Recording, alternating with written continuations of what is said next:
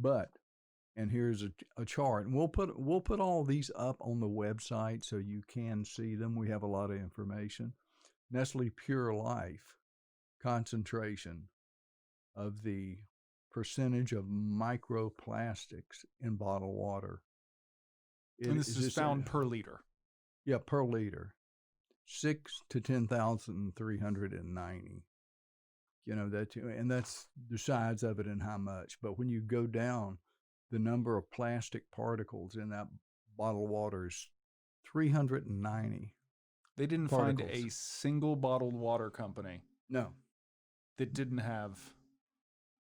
Well, actually, Nestle and Evian had 0 to 256 or 0 to 74, depending on how lucky you are and which bottle you grabbed.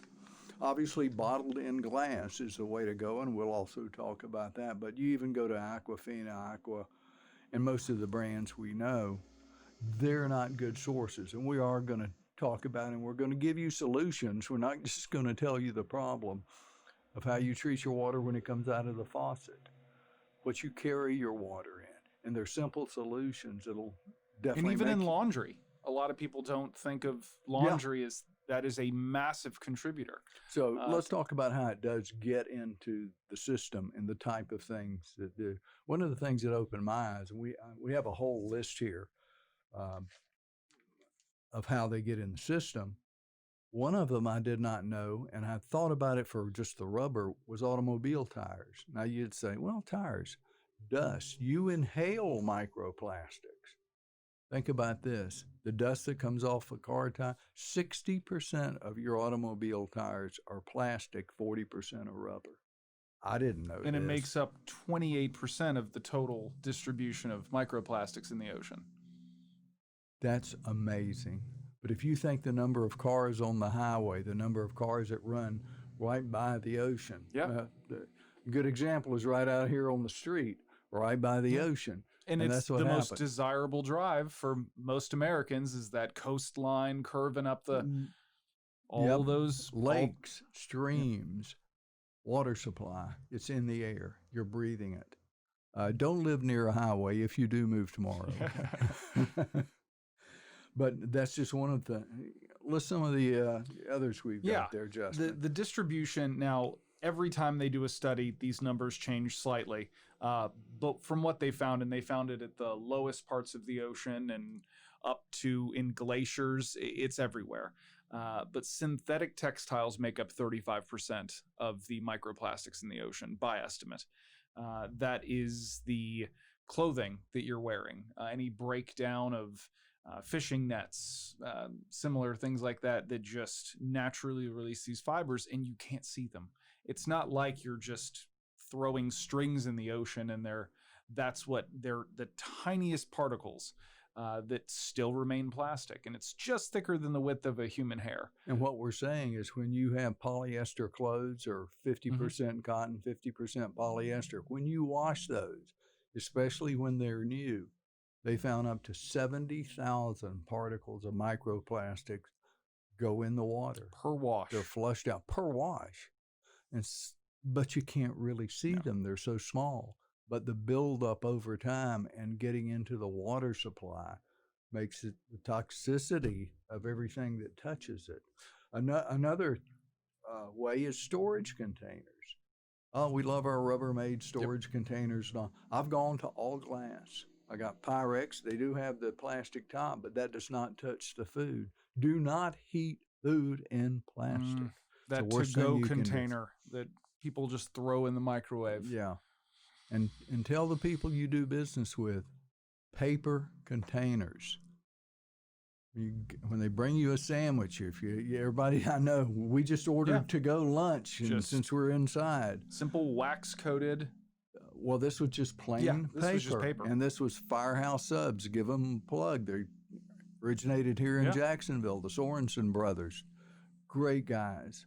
They're doing it the right way. Your restaurant can do it the right way. And probably one of the biggest polluters overall is single-use plastic bags, and we get them everywhere. I mean, there's so much work to be done, but we've talked about this, Justin. We have to get it at the source. because to think we can recycle all, it's just overwhelming. Oh, yeah. You can't do it. In laundry, people don't really think, you clean out that lint trap. Yeah. That is exactly what we're talking about, but on a smaller scale going down the drain. Everything is not just caught in the lint trap. You wash, it fills, it drains, and then your water reclamation system has to deal with that. The filters are not small enough to get those microplastics out.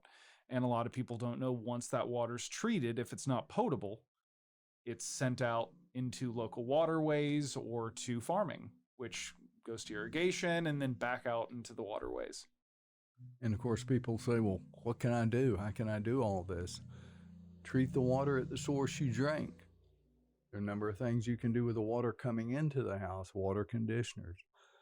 If you're going to buy water, treat it at the source, put it in a stainless steel water bottle. And we're going to talk about that, and we'll have links to all this. One of the solutions I found and I really love is a company called Rising Springs. I've got them right over top of the refrigerator with a spout, use them all the time. And it's but what makes it special? Yeah, it's from 2.2 miles within a mountain. It has not been exposed to the elements. Some of the purest water in the world you can find comes from the Sawtooth Mountains of Utah, right here in this country. And it's bottled on site, so they don't have to process it and move it. And that's another thing. People, well, this is pure water. It comes from this. Well, not if they send it 2 miles or 3 miles down the line. It gets impure by the time it gets. Well, then they have to filter it at the other end. Yeah. So what have you accomplished? Yeah. And we'll put links in this episode and every episode we do. This may be, I don't know, a 3-4 part series that we're going to do because it is so much information for you. So we're giving you an overview right here, and then we're going to deep dive into each subject. But those things that you can do, and some you will not be able to get away from. I know these little plastic sandwich bags and storage bags, but before we had them, talking about going back to the source and addressing it there, my mother put my sandwiches in wax paper because we didn't have plastic. The milk cartons, if we had milk cartons, were basically wax cardboard. The milk came in glass bottles. The soda pop was glass bottles and later cans. It's the plastic we have to get rid of, and we have to demand from the source, from the manufacturer, that they do that. Well, I'll give you, when we went over the distribution, I'll give you an idea of just how bad the problem is. Synthetic textiles are the #1 contributor, followed up by car tires. City dust is 24%. So just natural, just that breakdown that occurs of all those products.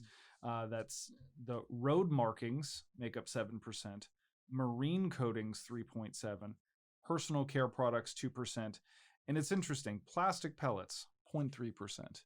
Now that is actually what is designed to be microplastics. Only makes up 0.3% of the entire distribution. It's the stealth plastic, the things you would not think would do it. And if you think of bottles in the ocean and all the plastic in the ocean. Trash Island. And we'll show a picture. Yeah. We're going to show a picture of Trash Island. Trash Island is depressing. It is depressing. But what happens, sunlight, heat, waves, salt water, eventually breaks down every bit of that into the, and you see them on the beach. Go to the beach and you'll see this little piece or a bigger piece of plastic.